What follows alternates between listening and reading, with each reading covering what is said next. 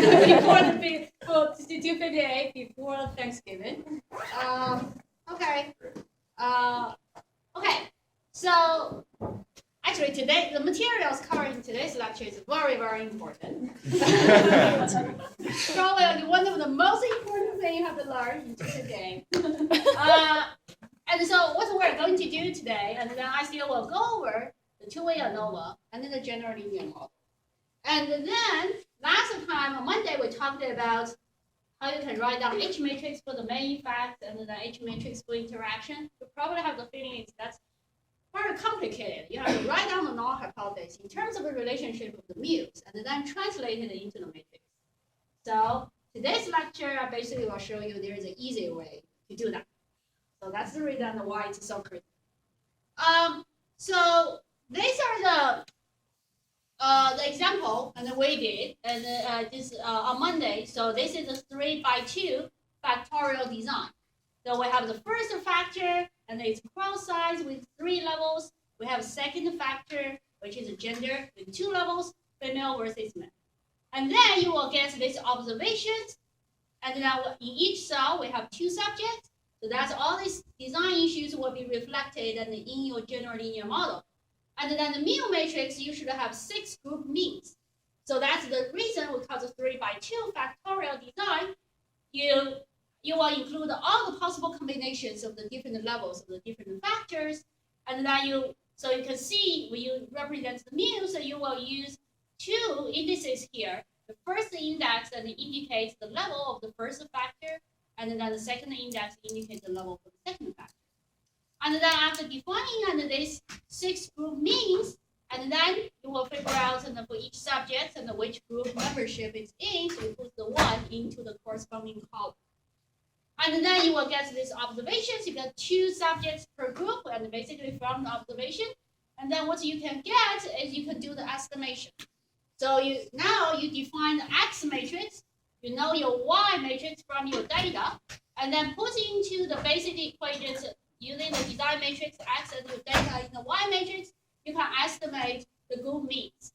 And then you also can estimate, put into the second equation, and then you can estimate the variance of the disturbances, basically to capture the variability of the subject behavior. And then after getting this estimate, what you can get here is to get this kind of profile plot and in SPSS. I'm using SPSS to record that. So now you can see you will get the 6 group means. And then, so now I'm using the x-axis and it indicates the 3 different levels for your first factor, the cross size. You're in the alone group, 2 people group, 4 people group. And then the different lines, and then indicates and the different levels for the second factor, gender. Yeah. So I know on the final exam we were talking about how some of it we can do in SPSS and some in MATLAB. Mm-hmm. So if we do it in MATLAB, and I know you want us to tell like our syntax and output, that doesn't like pertain to the MATLAB portion of that, right? The MATLAB part is mainly to get the L matrix. Okay. Yeah. So because you get L matrix, you have to copy it into SPSS syntax. Okay. You send the syntax to James, and we basically will know. Okay. Yeah. Okay. So now back to the issue is like, now if you get this is the graph, and then you got it from your data, and then your first reaction, you say, okay, now the same slide and the different groups, and they give the different reaction times. And then both factors and the things play a role here. So then you can ask the first question that whether the cross size can influence the subject behavior. The subject alone, in 2 people, in 4 people, this kind of social context, social group can influence their reaction time in emergency. So then so in this case, and you ignore the gender, so basically you will compute the average of the female's reaction time and the male reaction time when they are assigned in the alone group. And we averages here. This will be the average reaction time when you are assigned and into the alone group, and regardless of gender. The compute average between the male and the female across all the subjects they are assigned and into the 2 people group, and then you can compute the average and then of all the subjects' performance, and then when they are assigned in the 4 people group. And now if there is a influence from the cross size, the social group, you should expect to see, and then this means, and they will vary from one group to another group. This is what you are testing the main effect of the cross size. So basically what's and then here that you're summing over the gender, so basically you are going to compute to figure out the relationship whether these three marginal means they're equal. And these three marginal means correspond to the three levels and for your first factor, the cross size. From there, you do a little bit algebra, you can get what's your H matrix. You also can ask the effect from the gender effect. So the basic idea here is regardless, and then what kind of social group this person is in, and then you average across all your females. Sorry, this is the males. Reaction time, your average probably is here, and you can compute the average and across all the female subject groups, regardless and which group they're in, and then you compare whether this male and versus female, their reaction time is the same or not, and to figure out whether there is gender effect and whether the female and will react faster than male, and so on. So then you are testing the effect. You're comparing and these two marginal means, and so that basically you sum over all the levels. For the first factor, you only look at the female reaction time, and then you only look at the male's reaction time. So by this comparison, and then this will lead to this H matrix. And now you also can test the interaction effect, especially for this example. You probably will see now if I look at the gender influence and what's the difference between the male and the female, and this difference, I call it delta 1. That means the gender effect when you are assigning a lone group. Now if you look at your data, the mean here, it seems that if you are in a lone group, there is not a big difference between the male and the female's reaction time. But when you introduce the social group, now the delta 2, when you have two people in the group, and suddenly the male reacts slower than female. And then you have more people there, probably more arguments will show up among male subjects, so they respond much slower than female. So then this influence between the gender and the cross size and to the reaction time is pretty complicated. So it seems it depends on the specific combination of the gender and the social group. So if you look at this, so that's basically what's the interaction we look into that. So that's the reason we call the interaction to test the difference of the difference. So first, we look into the effect, the gender effect, the difference between the male and the female subject for the first group. When you are assigned to the lone, you get delta 1. And then you compare the gender effects when the subject is assigned into the two people group. And then you look at the gender effect, how male and female, the gender influence on the reaction time when they're assigned in the four people group. Then the interaction effect to see whether these three gender effects and they're the same or different. Okay, so if you don't have that any kind of interaction effect, you will expect that all this gender influence and to the reaction time will hold constant, regardless of the size of the social group. So now from this aspect, if you figure out and then this is a null hypothesis, you can exactly write down the H matrix. Make sense? The effect is you switch the last two rows, so you're comparing instead of -1, 1 to 1, -1. Which one? This one? In the H. Oh, okay. Then you have to multiply the mu matrix and then turn it into the hypothesis and then the relationship between the views. And at this moment, I cannot exactly. So this will be implemented in 191. Yeah. Is that asking me a different question? It will be asking the different question. So here you basically the first one you are asking delta 1 equals delta 3. Okay. If you just reflect the row here, you are asking is delta 1 plus delta 3 equals 0. Okay. So I can talk with you. I can go over the steps with you and after the class. But if you just simply don't write down -1 and 1, you write down 1, -1. What you are testing is the delta 1 plus delta 3 equals 0. Okay, so you have to be very careful, and then when you write down these zeros and ones and negative ones. Okay, so this is what's the hypothesis we're testing here. But you probably will see now when you have the data, you basically will get the estimate. And now you can, from this estimate of the unknown parameters, you will make use of them to do the hypothesis testing. And then, depending on the different questions you are asking here, you are interested in the influence of the cross size, or the influence of gender, or the interaction effect between the gender and the cross size. And then you are asking, you are having a different null hypothesis. That will lead to the different H matrix. And then you can see, and then when you compute the F value, so both your data and your H matrix will influence. And so you can simply just think about that to be reflected in the degrees of freedom. The first, and then you have to put them into the wall test. That's big equation. You need an H, you need an estimate. But meanwhile, they also influence and your degrees of freedom. When you do the F test, your first degree of freedom is the number of rows and in the H matrix. Basically, how many comparisons you are making when you ask the question. So now you can see if you do the cross size, and then you first, because you have 3 levels and for this factor, and so you are making 2 comparisons. So the first degree of freedom is 2. But now if you are asking the gender, the main fact about gender, and you only have 1 rows, and then you only compare female versus male. So you only have, so your first degree of freedom is 1. When you do the interaction effect, and so now when you look at the H matrix, and you also have 2 rows, and then when you do the interaction effect, and then the first degrees of freedom will change to 2. Now your second degrees of freedom had nothing to do with what hypothesis you're asking, right? So your second degree of freedom is the total number of subjects minus the number of unknown parameters in your mu matrix, basically how many groups. Now across all these 3 different hypotheses, you have the same second degree of freedom. That's corresponding to the error, the degrees of freedom in SPSS. Make sense here? Mm-hmm.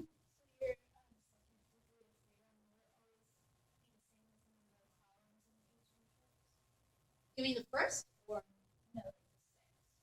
The 6 is T minus R. In our case, and we have 12 observations, and then we have 6 groups. So that's where the 6 comes from. So now when you see the number of columns in H matrix, that's actually only R. The number of columns in the H matrix is R. So now, in other words, now I increase the number of subjects to become 18. So now, and then the second degree of freedom will become 12. So that's like you increase the number of subjects. You are not going to change your first degree of freedom, because the first degree of freedom is determined by a research question in H matrix. But you are going to change the second degree of freedom. How are the degree of freedom with the Q and the T minus R here different from the K minus 1 and the N minus K that we learned? For that, they basically, it's the, for one-way ANOVA, that's what works here. Because for one-way ANOVA, so now you, so sorry, for ANOVA and then K minus 1. So that will be very similar as how we compute here, right? So if you do K minus 1, you basically will end up the same first degree freedom. And then N minus K, so N is happen to be our T. So that's the total number of observations. K is happen to be R, our R here.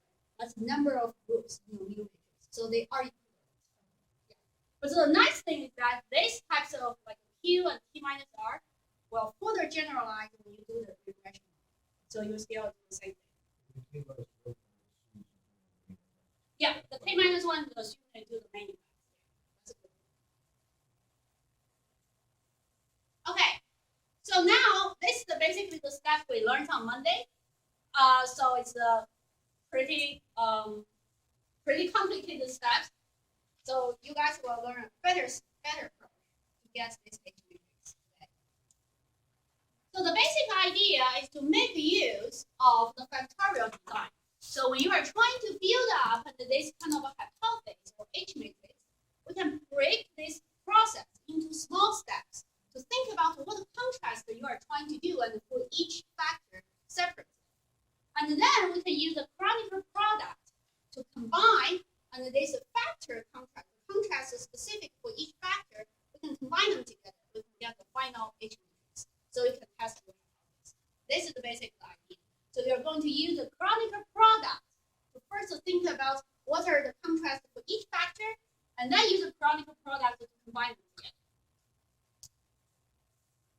So Kronecker product is the last matrix operation you're going to learn.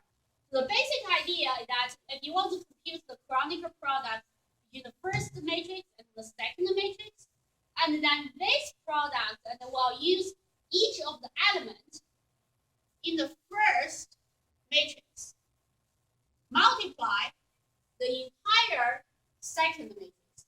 Then you put them in this location. And then you continue. Now you have another element, and in the first matrix, you multiply the entire second matrix. So give you a specific example. So now, my first matrix is 1, 1, the A matrix, and I compute the Kronecker product with the B matrix. So what I'm going to do is that I will use my first element, 1, multiply the entire matrix of the B, and then put them in the first location. And so that will lead to the first 2 columns you will get here. And then I will use the second element in the A matrix, multiply the entire matrix of the B. So I put them on the right. So then you expand it, and then you multiply them together, and then you get the last 4 components here. So now you can immediately realize the Kronecker product is the same thing as the matrix multiplication. So the order really matters. So this is very important for you, because then later, when you define your general linear model, which one is your first factor, which one is your second factor, you have to commit to that. Because that will determine what order you're going to use when you do the Kronecker product. So now you can see if I compute the Kronecker product between the B and the A, so you can see the process is similar, but you will end up with very different results. So your B is a 2 by 2 matrix, and then the A, you basically only have 2 elements. So the first, and you will use the first element, and in B, multiply the entire matrix of A, and then put them in the top left position.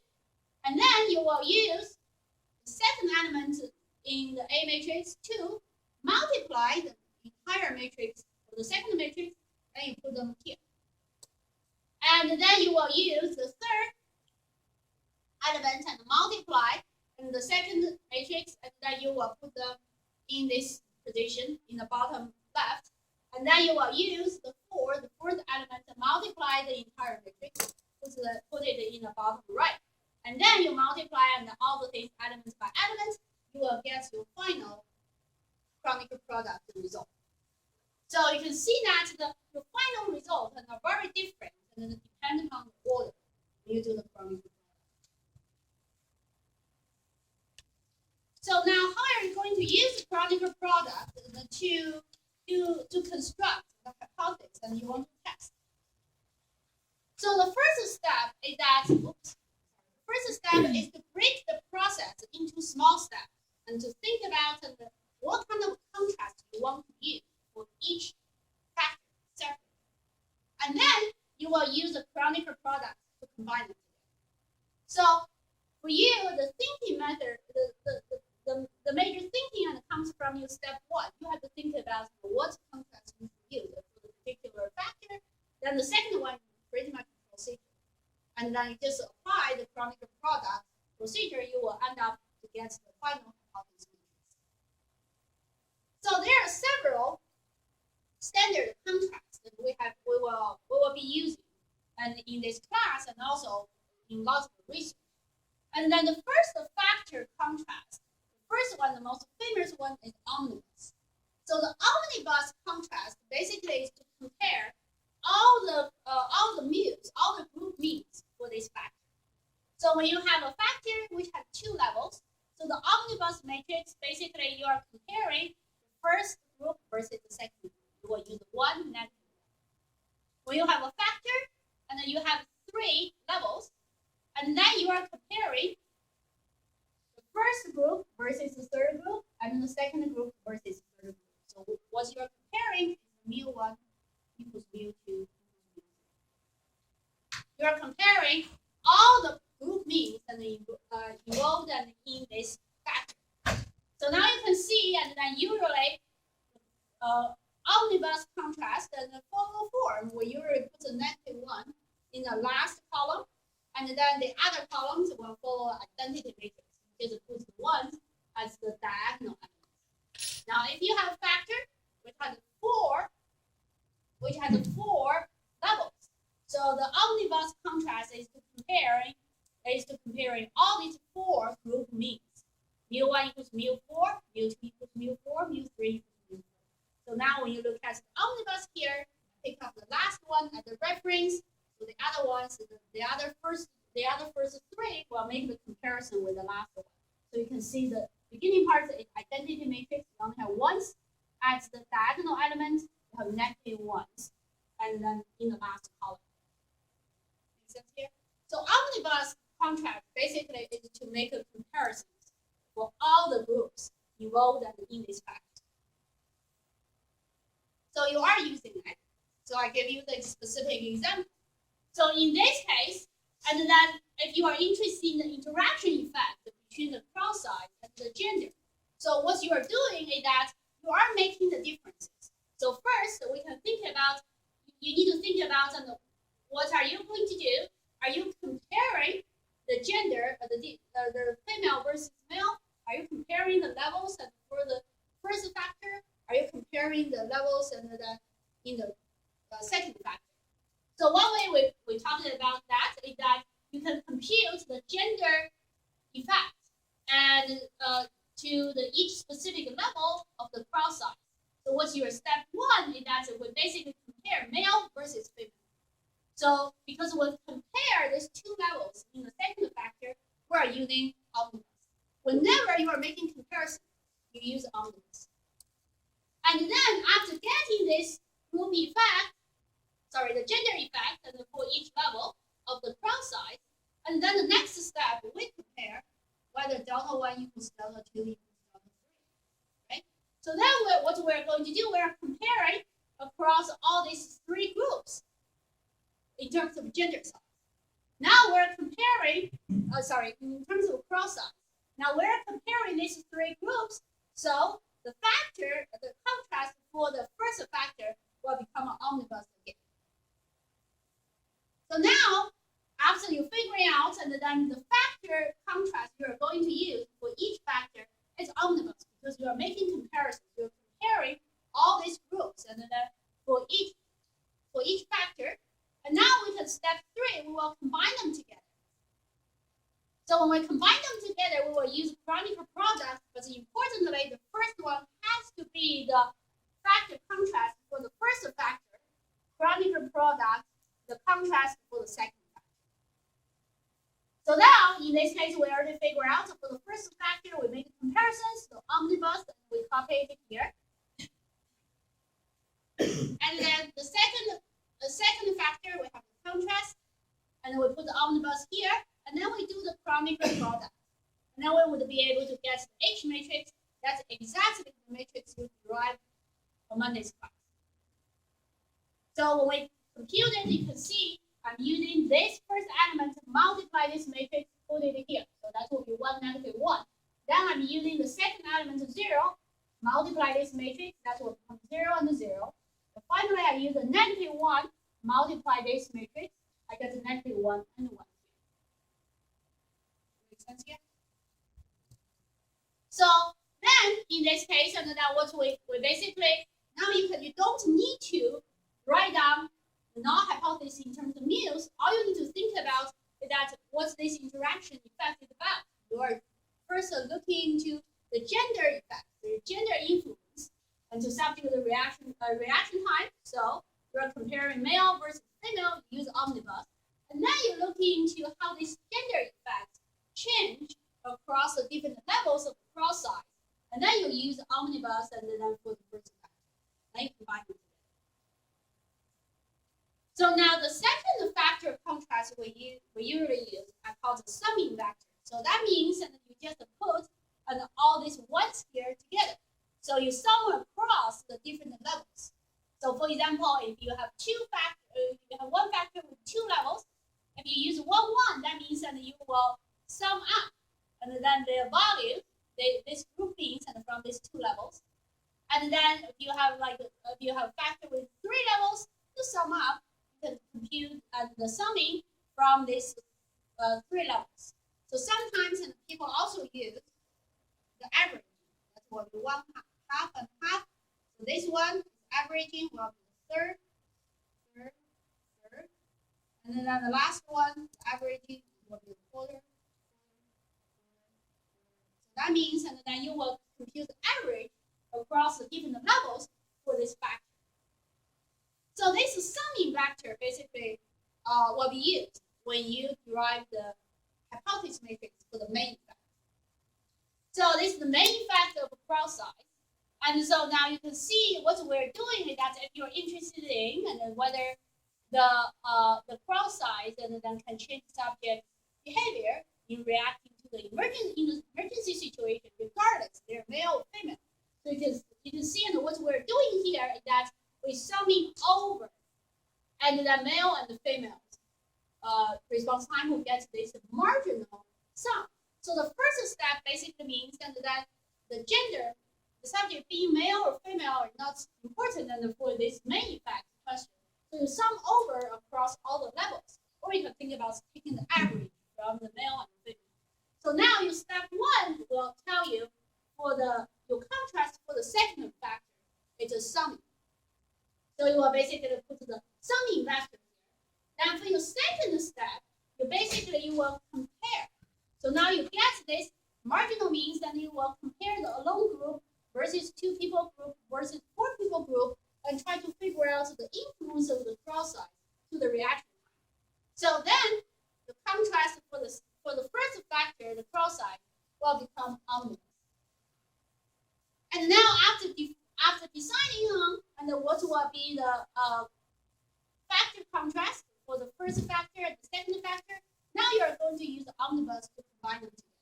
So you will use Kronecker products to combine them together. So the first factor and your contrast is Kronecker. Is the omnibus because you are comparing all this alone group versus 2 people group versus 4 people group. And now, for your second factor, the cross the gender, and then you are taking the summing, basically average across the male and female. And then you can put the omnibus for your first factor and the summing for your second factor. You do the Kronecker product, this 1, multiply 1, 1, you will get this first 2 elements. 0, multiply 1, 1, you will get 0 and 0. And finally, negative 1, multiply 1, 1, you will get negative 1, negative 1. So you will exactly end up the H matrix and we derive our money.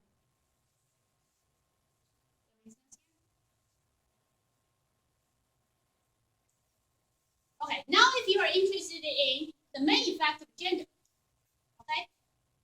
So then you just think about what are the contrasts you're going to give, and then to study the main effect of all the 3 levels of the cross size. And then you do the same thing, and then for the male subject, and then you take the contrast, and then you compare them. You compare whether the mu del 1 equals mu del 2. That will be your null hypothesis. And then you are comparing the male versus female. So the contrast for the second factor is the omnibus matrix. So you have 2 levels, so that will be 1, negative 1. Now I'm determining, and then the factor contrast for each factor. And then you can use the Kronecker products to combine them together. So then the first factor is the summing vector. And then for the second factor, it's the omnibus. So you will use the summing vector and the Kronecker products, and with the omnibus 1, negative 1. And then you can get, when you get the first element, multiply the second matrix. And then you will get 1, negative 1. And then the second element, multiply that, you put 1, negative 1. The last element, multiply the matrix, you will put 1, negative 1. This exactly end up is the H matrix you derived for the main effect of the gender. Make sense here? Good. So now this is pretty much it's a summary about what's going on here. So now you can see if you are interested in the interaction and between the 2 factors, what you are doing is that you get the omnibus contrast for each factor. You use a Kronecker product to combine them together. And this rule applies no matter you're doing the two-way ANOVA, you're doing a three-way ANOVA, four-way ANOVA, no matter how many factors you have in your ANOVA analysis. You are testing the interaction, you use a Kronecker product to combine the omnibus contrast for each factor. Now for the main effect, now you are interested in the main effect of the cross size. So that means the main effect of which factor, this factor, for the first factor, the cross size, if you are interested in the main effect of the first factor, the contrast for this factor, you will use omnibus. Okay? So the factor you are interested in, you are making the comparisons of all the levels, groups related in this factor. So if you are interested in the main effect of gender, which is the second factor, so you make a comparison of all the groups or levels in this gender factor. So you put the omnibus contrast to the factor you are interested in. And then for the factors you are not interested in, so now you're testing the main factor of cross size. You don't care about the gender, but the factor not involved in this main effect test, you use the summing over. So when you test the main effect of gender, the second factor, the first factor, you are using the sum. Is that one being a sum?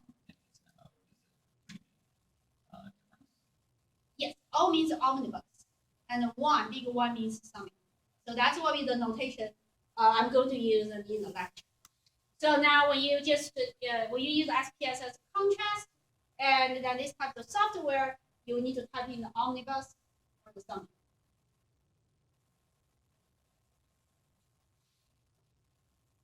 So now, and we talked about the interaction and the main facts. So probably you have the question to say, why all this SPSS, all the software, they report to me about the main facts and the interactions.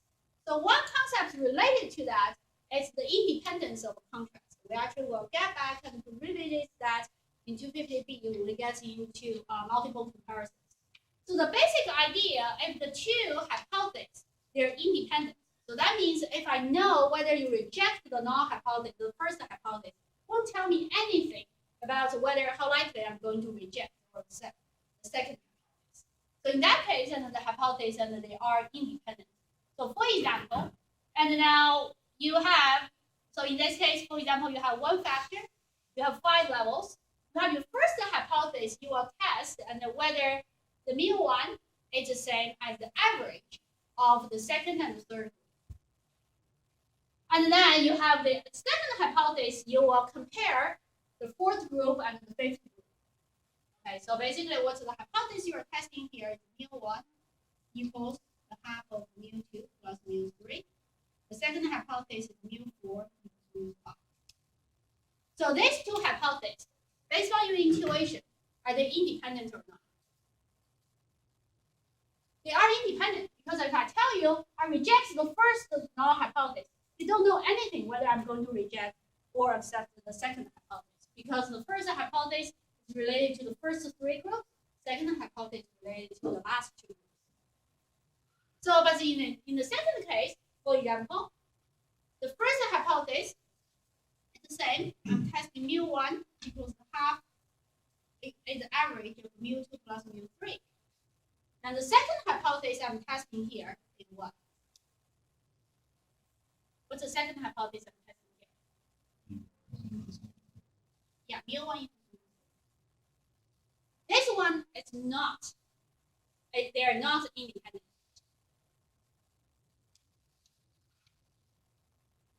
Why is not independent? So in other words, if, for example, if I know and mu1 is the average of the mu2 and mu3, assume mu2 never can be 0. Okay, so that means that the mu1 will be much smaller than mu3. So now that basically means that you have a higher chance to reject the null hypothesis. So that means that these two, they are related. So even though based on intuition, you can make the argument. You say, okay, if I not reject, if I know something, whether you reject or accept the first hypothesis, I will get some good idea how likely I'm going to reject the second hypothesis. It's a little bit hard exactly to figure out what's going on, and then how to determine and the contrast their independence, just purely based on intuition. So this is the point and why the hypothesis matrix is important, because it can give you a direct way to decide whether the contrast or the hypothesis they're independent or not. And the two hypotheses they're independent. So there is a simple way to figure out whether they're independent or independent. The basic idea is that you will use the first hypothesis, multiply the transpose of the second hypothesis. So this is the first hypothesis, this is the second hypothesis, you do the matrix multiplication. So in other words, you just multiply each element and then add up together. Okay? So now you end up here in the first scenario, it's 0. When you summing up, when you do this matrix calculation, and then you satisfy the criteria. So basically, you use the first hypothesis and then multiply the second hypothesis. Now, you can do the matrix multiplication. If it's 0, that indicates these two contrasts they are independent from each other. So you know and you reject the first contrast will not tell you anything about like the results or the conclusion for the second contrast. But for the second case, if now we make the calculation here, if I'm using 1, 0.05, 0.05, 0, 0, multiply the transpose of the second matrix. So what's the value I get? I will get 1, so basically plus 0, and then this one plus 0.5 for the third. Multiply this, plus this one, multiply this, plus this one, multiply this, and then you will end up with the result. You only have 0. So it can be a 0 vector. Also. Yeah, it can be a 0 vectors. It can be have several components here, but every row you have 0. Okay, good.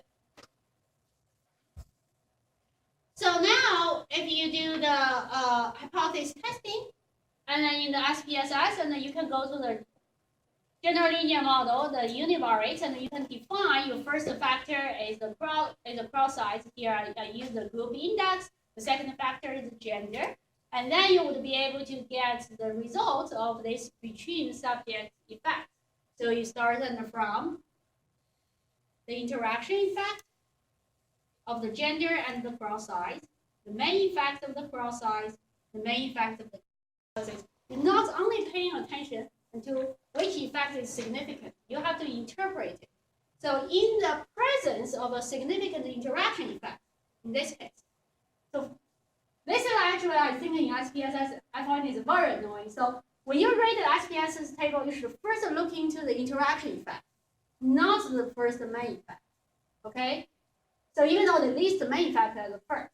When you look at the interaction effect is significant in this case, then what you should do is that not immediately jump into the interpretation or conclusion from the main effect. You should look at where these differences come from. Because sometimes, and then it's exactly this situation, you get the interaction effect. So in other words, the interaction effect is driven by, and then there is a social group influence for male subjects, but there is no social group influence for female subjects. So this is the driving force to get this significant two-way interaction. When you get the interaction effect, you have to figure out where this interaction effect comes from.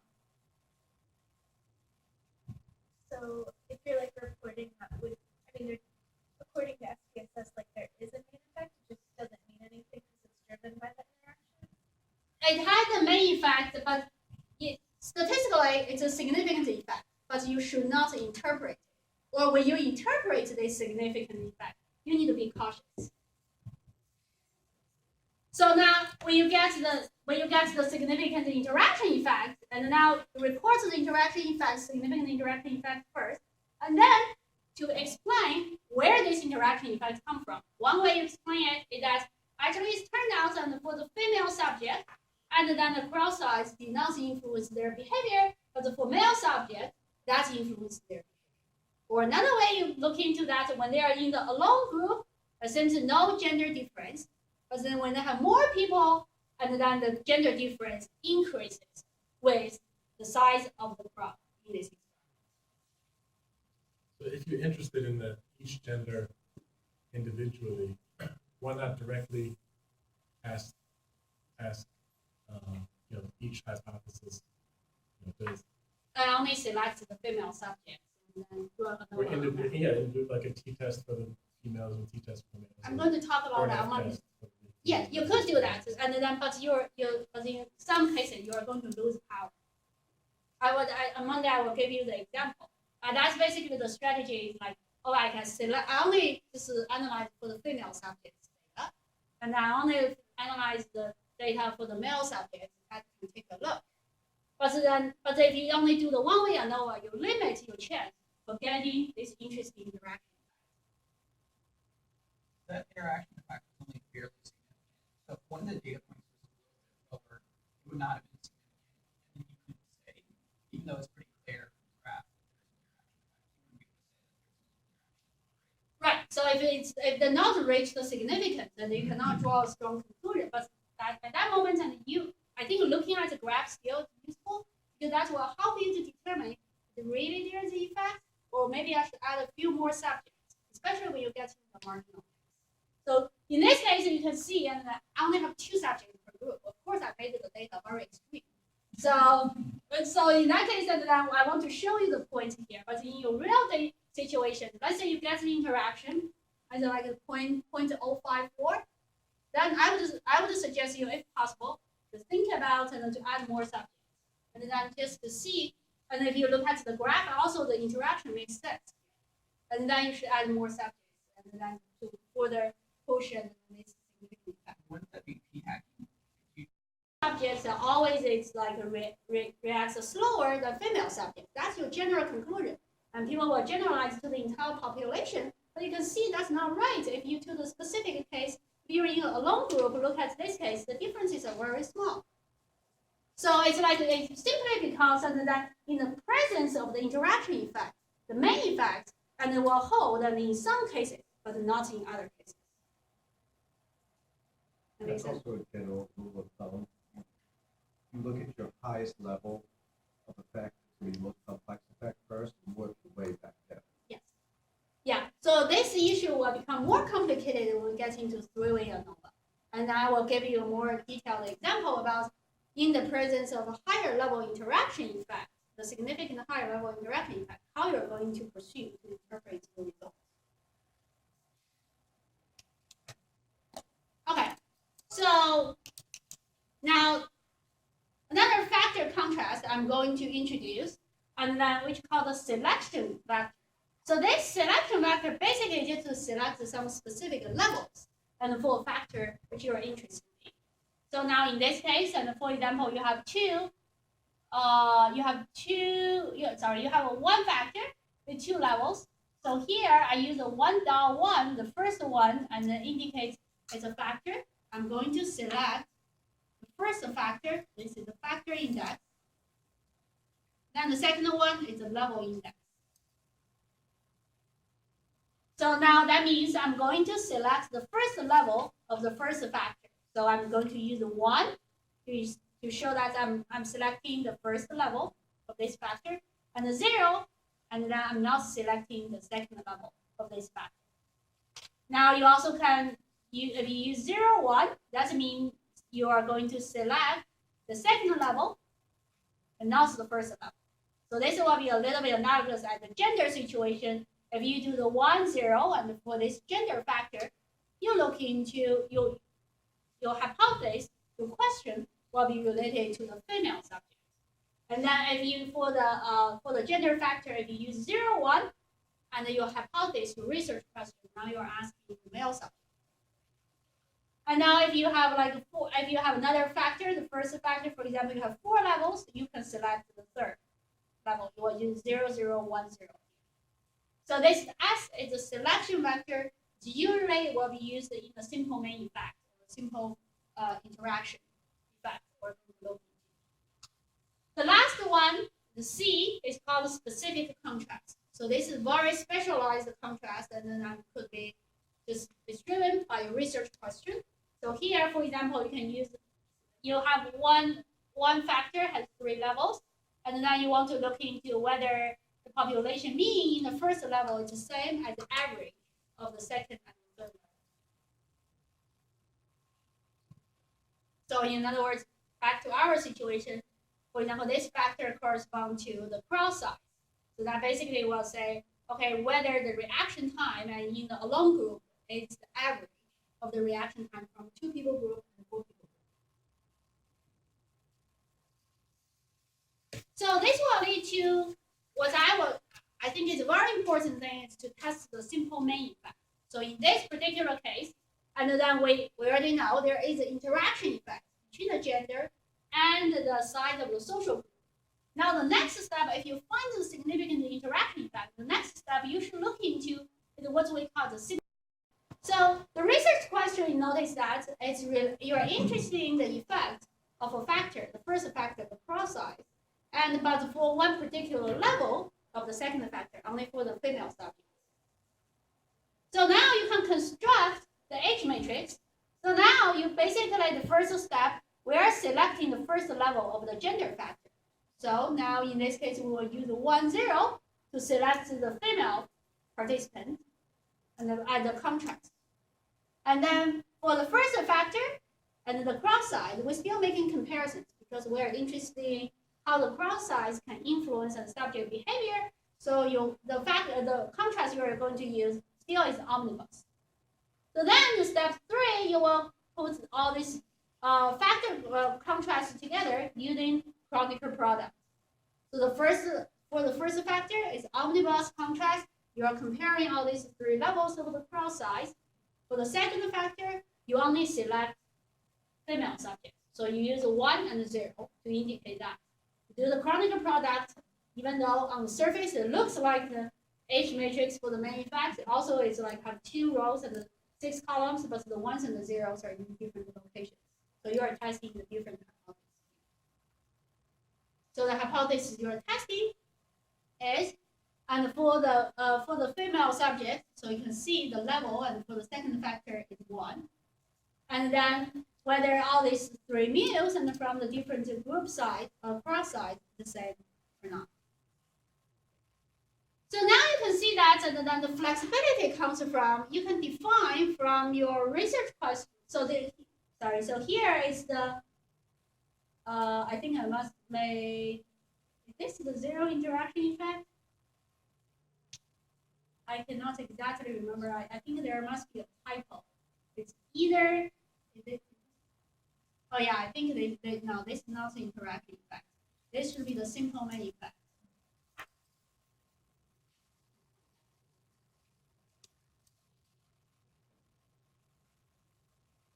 This is a simple main effect for the female. So that's exactly the H matrix that we derived earlier.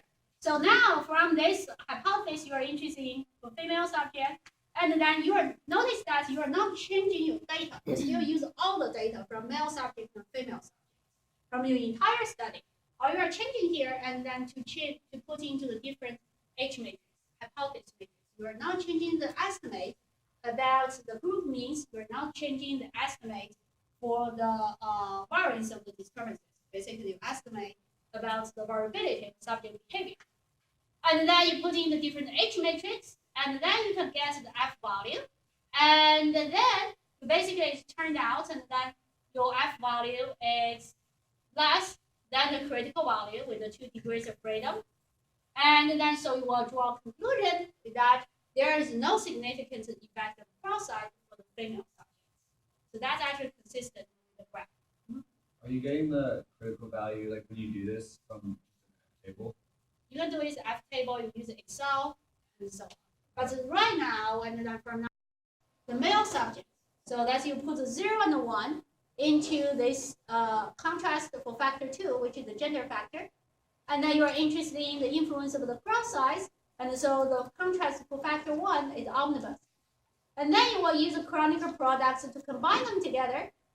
For the first factor, the cross size, you're using omnibus. And then for the second factor, and then the gender, you are using a selection vector, you select the second level, the male subject, you get a different H matrix. And then you put into the H matrix, into the calculation, then you will get a different F value. And this time, your F value is significantly greater than the critical value. So you are in the rejection region. That means your p-value is way less than 0.05. Then you reject the null hypothesis. So this will basically show you, for male subjects, there is a significant influence of the size of the social group to their reaction time. If you're going to do this whole thing in SPSS, would you have to change the I'm getting into that in the next slide. Good. It's good that you get to see the forward thinking. Okay. Oh yeah, this is the slide before I get into how you can do that. And then this is the important slide. This is one slide I want you to remember from the 250A and B. And that interpreting the main effect in the presence of the statistically significant interaction could be a dangerous business. And you may just like draw the wrong conclusion. And so the recommendation is that when you find a significant interaction effect, what you should look into is the simple main effect in order to interpret and where these differences come from. So that basically will require you go beyond what SPSS by default will report to you. If you find a significant interaction effect, you should use the syntax to figure out, to do the simple main effect test and to figure out where the differences come from. Okay. Okay, I will actually talk about this very specific hypothesis like on Wednesday. But the next 15 minutes, what I'm going to talk about is how you're going to do it, this specific hypothesis testing in SPSS, and why we need a very complicated, convoluted steps, and which covered last Friday. It's simply because the SPSS and R and all these softwares, they started developing ATIC. At that time, but before ATIC, probably late 70s. At that time, all the model, they are using the underlying structural model. They are using this model. So everything starts from the grand mean. And then this the tau indicates the difference between the group mean and the grand mean. And then add the disturbances and associated with each subject. This is different from what we learned. In general linear model, we talk about it just group means, right? So because of all this from this group means, and then we can construct our H hypothesis matrix. So now when we get to the hypothesis matrix, because of these two models, and they're different, and then their underlying structural descriptions are different, so you need a translation step. Because the underlying models, and then they have a difference like this. So for example, this is a cell means model, and that we have learned in the class, and which is way more intuitive. So basically, you have this one factor with two levels, and you have the group mean on first level, and then group mean for the second level, for the male, for the female, and then you got the subject. Now, if you use the model, and then everything starting from the grand mean, so which is called the less than full rank. And then what you can see, and in the mu matrix, you have three parameters.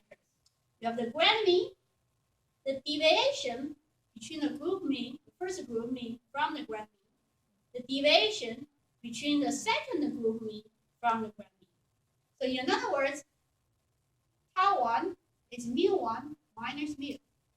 Tau 2 back to column here. Because back to column is always 1. You are running a human subject. Basically, that's it. You are running a human subject, so every subject is humans, and so you basically put 1 here. The reason it's less than full rank, if you add the second column and the third column, you will end up with the first column. Make sense here? If you add up and then element by element and these two columns, they add up, you will get the first column. So that's the reason called less than full rank model. But here, you are having a problem because the H matrix we learned, for example, we're contrasting and then these two groups, and then we will use 1, -1. That will be the contrast we use, and in the cell means model, and also it's easy to think about it. But now, if you want to use the software, they based upon the less than full rank model, then you have to turn it into the hypothesis matrix associated with these three parameters they define. So how you're going to do the conversion there? This will give you the example. So now, in the cell means model, we compare these two groups. So our H matrix is 1, -1. Okay? Now, and then you have to turn that into a matrix, H matrix with three components. The first component corresponds to the grand mean. The second component corresponds to tau 1, the deviation between the first group's mean versus the grand mean. And then the last one corresponds to tau 2. So now this is how you can do it. And then for the simple cases, so for example, now the null hypothesis we're testing here is mu1 equals mu2. We know the mu1 can be represented as the grand mean plus tau 1 equals the grand mean plus tau 2. And then basically then you will do the same thing as what we did in cell means model. You will move all the mu's and the taus and from the right side to the left side. And then you end up with tau 1 minus tau 2 equals 0. And then you will figure out the coefficients for each unknown parameter. So the mu, the coefficient for mu is 0, the coefficient for tau 1 is 1, and the coefficient for tau 2 is -1. Then you will get this H matrix for the less than 4 rank model. It's 0, 1, -1. So you have three components in this H matrix.